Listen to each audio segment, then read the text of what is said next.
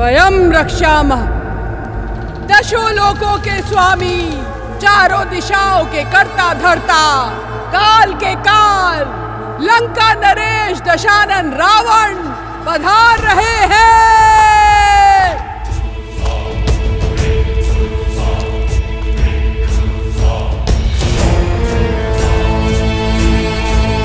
तो तुम्हारी हट अब तक नहीं टूटी। उत्तम, अति उत्तम। इतनी सरलता से जो मान जाए वो महारानी होने योग्य नहीं। लंका की होने वाली महारानी पर ये हट, ये क्रोध जचता है, परंतु इस क्रोध के नीचे दबे विवेक को उजागर करो और सोचो, कहीं तुम अपने अभिमान में अपना अधिकार ना खो दो। सीता, देखो, लंकापति की पत्नी बनने पर क्या कुछ मिलेगा तुम्हें। ये सुंदर वस्त्र, ये आभूषण, ये लंका और लंकेश सब तुम्हारे होंगे। इस संसार के सारे देव प्रातः काल में तुम्हारी स्तुति गाएंगे। महादेव के कैलाश में बिना किसी रोक टोक जा पाओगी। केवल तुम्हारे हां बोलने की देर है सीता। इसलिए कहता हूं, एक बार पुनः विचार कर लो। जो आचार अशुभ हो उसमें विचार कैसा दशानन? सोचते तो वो हैं जिनके मन में संदेह का बीज होता है, किंतु मेरे मन में केवल श्री राम के नाम का पुष्प खिला है।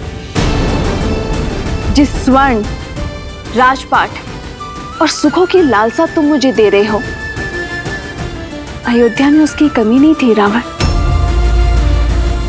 पर वो सब तिनके की भांति त्याग कर अपने श्री राम को चुना है मैंने रावण। मेरे लिए, मेरे श्री राम के साथ वनवास में बिताया हर क्षण त्रिलोक के सुखों और ऐश्वर्यों से अधिक महत्वपूर्ण है। ये सीता श्री राम की है, थी और सदा रहेगी। राम राम राम। बहुत हुआ उस वनवासी का गुणगान। कौन है ये राम जिसकी तुलना तुम मुझसे कर रही हो? एक तुच्छ मानव, एक नीरव बालक, जिसे उसकी मां ने उसके राज्य से बाहर फेंक दिया, उसे विवश कर दिया कि वो वन में बिना पादुका के दर दर भटके। 4 राक्षस क्या मार दिए? तुम उसका नाम दसों लोकों के स्वामी, चारों दिशाओं के नाथ लंकेश दशानन के साथ ले रही हो।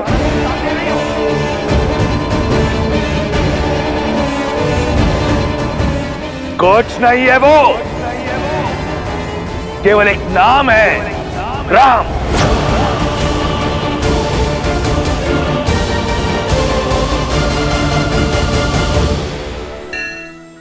सत्य कहा रावण। राम का नाम तुम्हारे नाम के साथ नहीं लिया जा सकता, क्योंकि राम वो नहीं है जो अपने परिजनों पर अत्याचार करके सुख पर अधिकार प्राप्त करे। राम वो है जो अपने पिता की इच्छा, अपनी माता के वचनों के लिए हर सुख का त्याग कर देते हैं। राम वो नहीं है जो एक स्त्री को बल और छल से बंदी बना दे। राम वो है जो अपने प्रेम और करुणा से अहिल्या को मां कहकर उसे मुक्त कर देते हैं।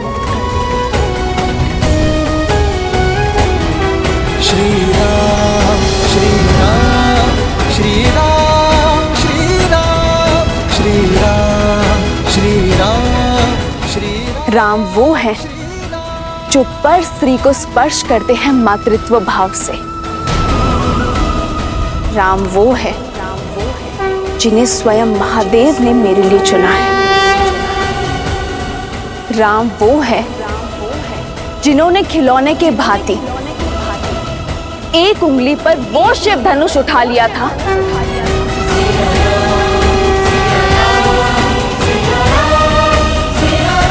जिसके बल के तले तुम दब गए थे। कुछ स्मरण आया? राम धर्म की पराकाष्ठा है, मर्यादा की परछाई है। राम वो बल है जिन्होंने तुम्हारे भाई खर और दूषण के साथ साथ 14 सहस्त्र राक्षसों को निर्बल कर दिया था।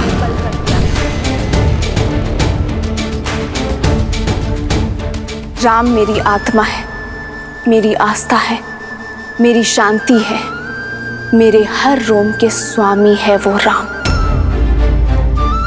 राम करुणामयी है तो वो रुद्र भी है।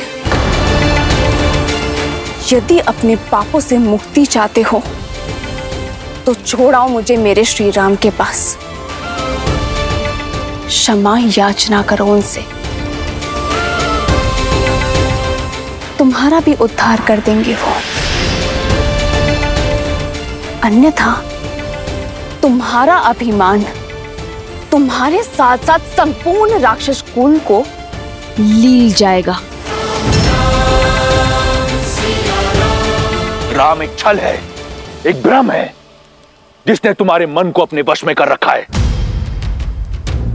परंतु चिंता मत करो सीता, मैं शीघ्र ही सिद्ध कर दूंगा कि मैं राम से अधिक योग्य हूं। रावण भिक्षुक बनकर तुम्हारे द्वार पर अवश्य आया था, परंतु जो रावण तुम्हारे समक्ष खड़ा है वो तुमसे तुम्हारे प्रेम की याचना नहीं करेगा। वो रावण विवश कर देगा तुम्हें रावण के समक्ष नतमस्तक होने को। तुम स्वयं रावण से विवाह का प्रस्ताव स्वीकार करोगी और वो दिन दूर नहीं, क्योंकि इस रावण को ना सुनने का अभ्यास नहीं। तो अभ्यास कर लो रावण।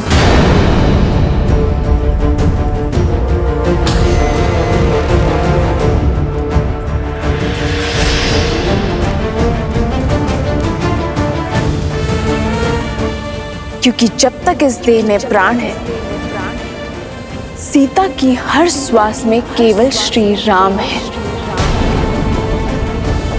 और यदि तुमने अपनी हट ना छोड़ी तो ना लंका रहेगी, ना लंकेश,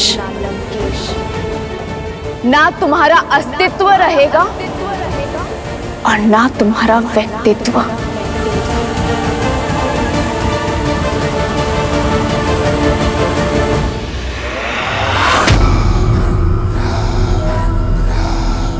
तुम्हारी चुनौती स्वीकार है मुझे सीता। अब मैं पहले स्वयं को राम से श्रेष्ठ करूंगा और तब तुम्हारे मन पर, रोम रोम पर अधिकार करूंगा मैं। कुछ स्वप्न ही रह जाते हैं लंकेश। रावण वो सत्य है जो भ्रम को ब्रह्मा बना देता है। ये स्वप्न अवश्य सत्य होगा। जिसे तुम कल्पना समझ रही हो वो भविष्य होगा तुम्हारा सीता।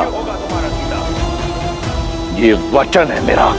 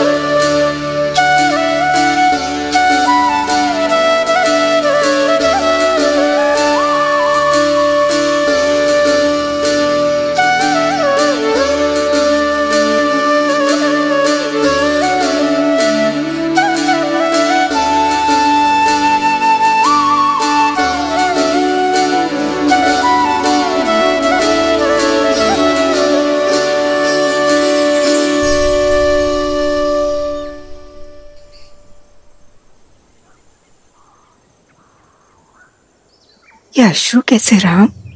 सीता, मेरी धर्मपत्नी, उसकी स्मृति की पीड़ा मेरे नेत्रों के मार्ग से बाहर आ गई माँ। तो उनसे मिला ये? कहाँ है वो? इसी प्रश्न की तो खोज में हूं मैं माँ। उस दुष्ट रावण ने उसका अपहरण कर लिया है।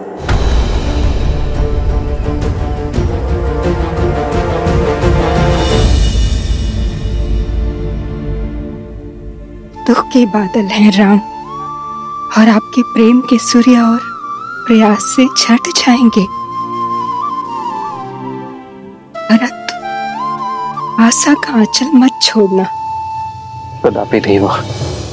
एक ऐसे व्यक्ति को जानती हूँ जो सीता को खोजने में आपकी सहायता कर सकता है। कौन माता? कौन सहायता कर सकता है हमारी? वानरों की भूतपूर्व राजा सुग्रीव, जो अपने भाई से छुपकर ऋषिमुख पर्वत की शरण में रहते हैं। वन्य मार्ग का राज वानरों से अधिक कौन जानता है? और उनकी गति अति तीव्र होती है। पर वो मेरी सहायता क्यों करेंगे माता?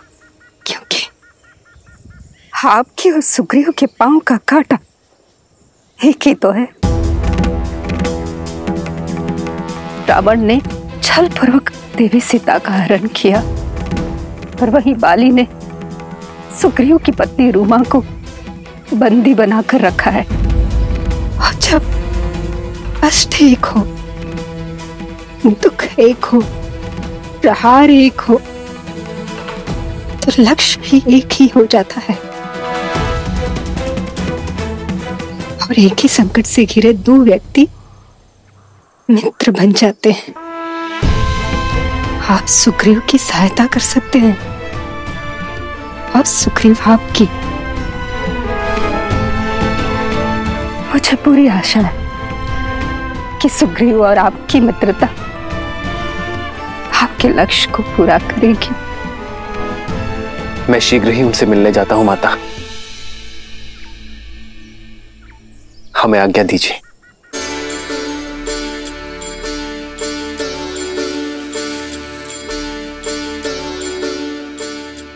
आज मेरा उद्देश्य और प्रतीक्षा पूर्ण हुई राम। मुझे विश्वास है कि आपकी भी प्रतीक्षा और उद्देश्य शीघ्र पूर्ण होगा। जिस उद्देश्य से मैंने ब्रह्मलोक त्यागा था, वो उद्देश्य पूरा हुआ। मेरे साथ आपके प्रवास ने संसार को ये सीख दे दी है कि कोई भी व्यक्ति अपने कुल से नहीं, अपनी भक्ति, अपने उद्देश्य और भाव से बड़ा होता है राम। मुझे भी संसार से मुक्ति की आज्ञा दे राम, आज्ञा दे। और मुझे विश्वास है कि आप भी देवी सीता की प्रतीक्षा का अंत उसी तरह करेंगे जैसे मेरी प्रतीक्षा का अंत किया। राम नाम सुखदाई।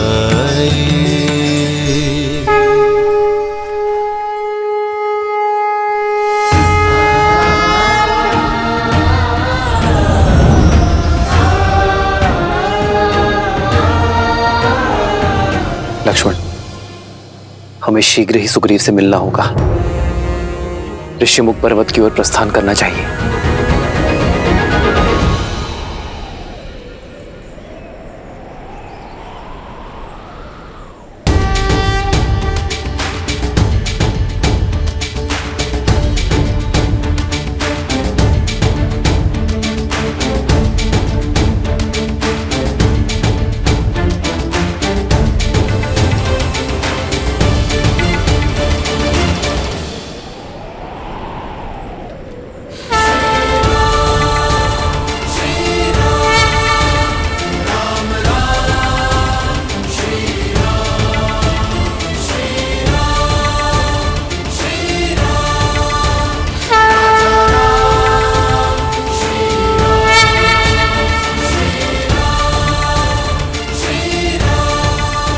ये कैसा सुखद आभास है, कैसी हर्षमयी अनुभूति है। जैसे मेरी वर्षों की प्रतीक्षा का अंत होने वाला है, जैसे मेरे प्रभु श्री राम का आगमन होने को है। हो मंगल भवन मंगल हारी, द्रवहु सुदशरथ अजर बिहारी।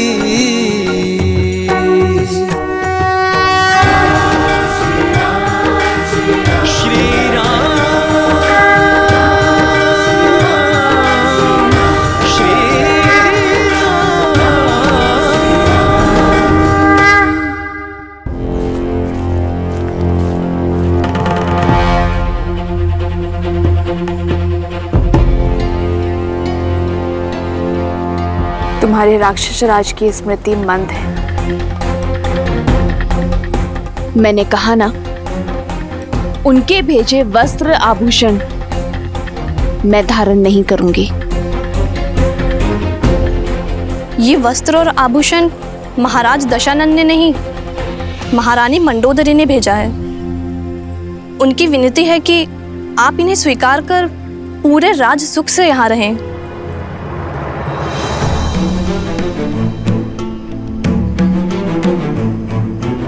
अपनी महारानी को मेरी चिंता करने के लिए धन्यवाद देना,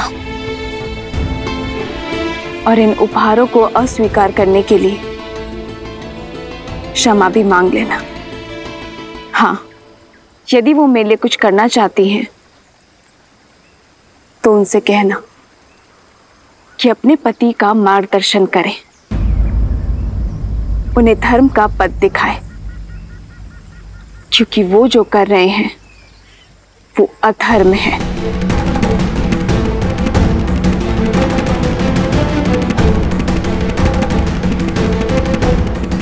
बड़ी हठी हो तुम। पहले महाराज के प्रस्ताव को ठुकराया, अब महारानी की कृपा को अस्वीकार कर रही हो। न भोजन ग्रहण कर रही हो, न जल। मृत्यु तो निश्चित है तुम्हारी।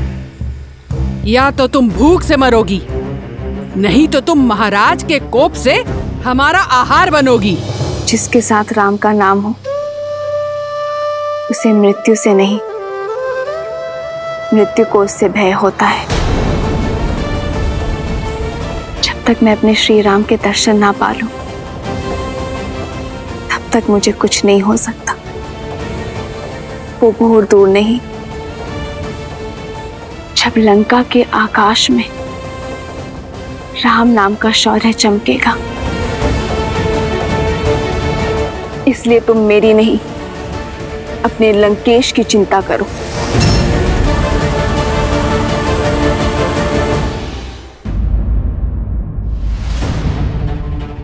वानरश्रेष्ठ, वानरश्रेष्ठ। क्या हुआ नल? तुम्हारे मुख पर इतनी चिंता क्यों? समाचार ही चिंतित कर देने वाला है महाराज। दो अपरिचित मनुष्य आपको खोजते हुए ऋषमुख पर्वत की ओर बढ़ रहे हैं। मुझे खोजते हो? स्पष्ट कहो, क्या देखा तुमने? गुप्तचर, वे दोनों वन में यहाँ वहाँ घूम रहे थे और कह रहे थे आपको शीघ्र ही खोजना है। लक्ष्मण, हमें शीघ्र अतिशीघ्र महाराज सुग्रीव को खोजना होगा। वो यही ऋष्यमुख पर्वत में कहीं छुपे होंगे।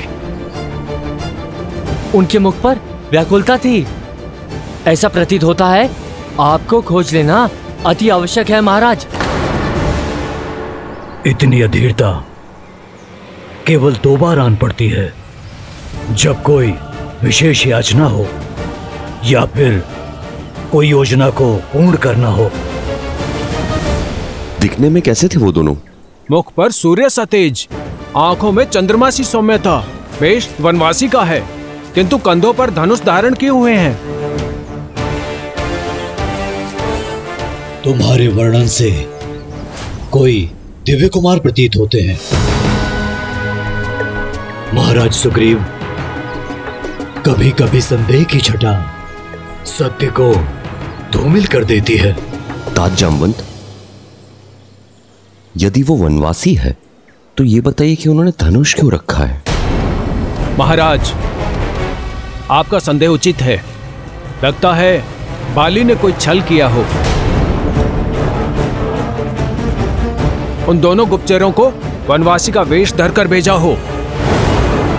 स्वयं नहीं आ सकते, आपके लिए हत्यारे भेजे हो जो अवसर मिलते ही प्रहार करके आपको मार सकते हो।